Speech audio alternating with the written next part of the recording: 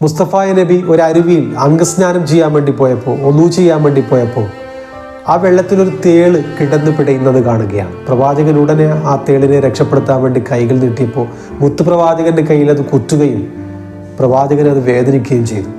ഈ മരുഭൂമിയിലെ തേളിന് കഠിനമായ വിഷമുണ്ടെന്ന് നമുക്ക് എല്ലാവർക്കും അറിയാം.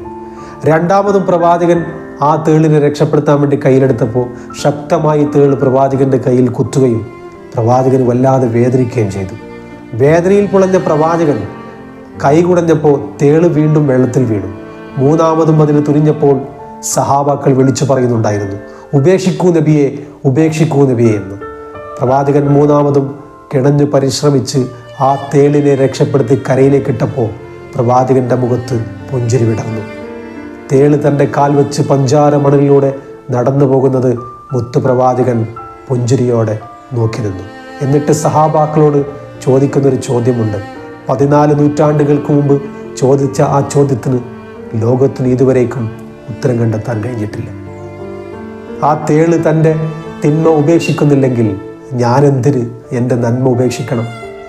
തേള് ആ തൻ്റെ വേദനിപ്പിക്കണമെന്ന തിന്മ ഉപേക്ഷിക്കുന്നില്ലെങ്കിൽ ആ തേളിനെ രക്ഷപ്പെടുത്തണമെന്ന നന്മ ഞാനെന്തിന് ഉപേക്ഷിക്കണം സഹാബ എന്നായിരുന്നു പ്രവാചകൻ തിരിച്ചു ചോദിച്ച ചോദ്യം.